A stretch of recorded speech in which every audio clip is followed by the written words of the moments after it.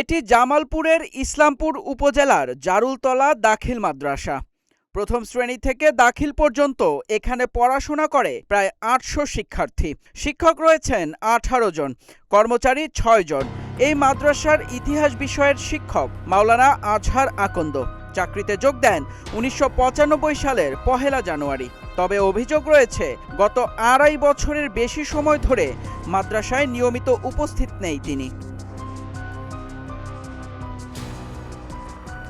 জানা যায় ২.৫ বছর আগে স্ট্রোকে আক্রান্ত হন আজহার আকন্দ। চিকিৎসা নেন নিউরোলজি হাসপাতালে।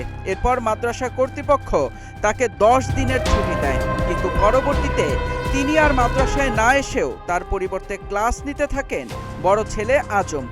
অথচ বেতন ভাতা উত্তোলন করছেন শিক্ষক আজহার আকন্দই। শুধু ক্লাস নেওয়াই নয়, আরও গুরুতর অভিযোগ উঠেছে হাজিরা খাতা নিয়ে। মাদ্রাসায় অনুপস্থিত থেকেও আজহার আকন্দের নামে হাজিরা রয়েছে, আর বাবার পরিবর্তে তার বড় ছেলে আজমই হাজিরা খাতায় স্বাক্ষর করে আসছেন। তবে জুলাই ও আগস্ট মাসের হাজিরা খাতার স্বাক্ষর পর্যালোচনা করে দেখা যায় ২ মাসের স্বাক্ষরের মধ্যে মিল নেই। অভিযোগের বিষয়ে মাদ্রাসার সুপারিনটেন্ডেন্ট ইসমাইল হোসেনের কাছে জানতে চাইলে তিনি বিষয়টি অকপটে স্বীকার করেন। আমার একজন শিক্ষক মোহাম্মদ আজহার আলী, সে স্টক করে দীর্ঘদিন যাবত, এবং সে ক্লাসে মাঝে মাঝে আসে এবং আসতেও পারে না, এবং তারপর তফসি হিসাবে আমরা যখন তাকে চাপ দেই তখন তার ছেলে মাঝে মাঝে ক্লাস নেয়।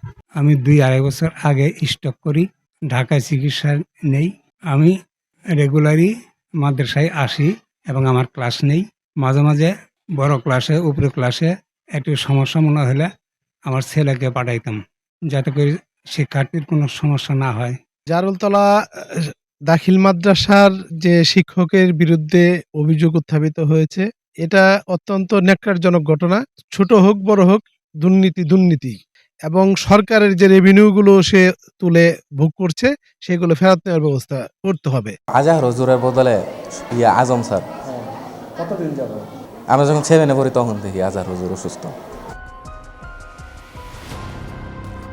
প্রশ্ন হলো, একজন শিক্ষকের পরিবর্তে তার ছেলে কিভাবে নিয়মিত ক্লাস নেন, আর অনুপস্থিত শিক্ষক কিভাবে হাজিরা খাতায় স্বাক্ষর করেন? অভিযোগের বিষয়ে ইসলামপুর উপজেলা মাধ্যমিক শিক্ষা কর্মকর্তা আরিফা আক্তারের সঙ্গে যোগাযোগ করা হলে তিনি বিষয়টি জানেন না বলে জানান। ক্যামেরার সামনে বক্তব্য দিতেও রাজি হননি তিনি। তবে গ্রিন টেলিভিশনের সাংবাদিক মেহেদি হাসানের কাছে বিষয়টি জানার পর এটিকে সরাসরি অন্যায় হিসেবে উল্লেখ করেছেন জেলা মাধ্যমিক শিক্ষা কর্মকর্তা মোহাম্মদ শামসুল আলম। তো একজনের পরিবর্তে আরেকজনের কারো ক্লাস নেওয়ার অধিকারই নেই। অসুস্থ হলে চিকিৎসার জন্য ছুটির জন্য সেটা কমিটির কাছে আবেদন করবে, কমিটি সেটা অ্যাপ্রুভ করবে, কিন্তু কারো পরিবর্তে কেউ ক্লাস করতে পারে না এবং কারো পরিবর্তে কেউ সিগনেচার করার অধিকার রাখে না। টোটালি এটা অন্যায় কাজ। এটি উপজেলা কর্মকর্তার মাধ্যমে তাহলে আমরা উদ্যোক্তাকে জানিয়ে দিব।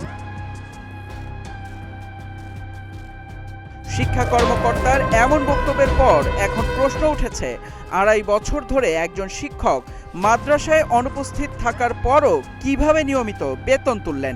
কিভাবেই বা তার পরিবর্তে ছেলে ক্লাস নেওয়ার সুযোগ পেলেন? আর হাজিরা খাতায় বাবার পরিবর্তে ছেলের স্বাক্ষরই বা হলো কিভাবে?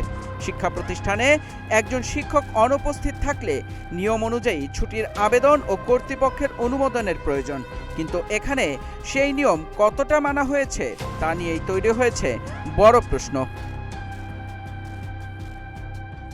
এখন দেখার বিষয়, দীর্ঘদিন ধরে চলা এই অনিয়মের অভিযোগ তদন্তে কি ব্যবস্থা নেয় শিক্ষা বিভাগ। একই সঙ্গে হাজিরা খাতায় স্বাক্ষর এবং সরকারি বেতন ভাতা গ্রহণের বিষয়টিও খতিয়ে দেখার দাবি জানিয়েছেন জেলার সচেতন মহল।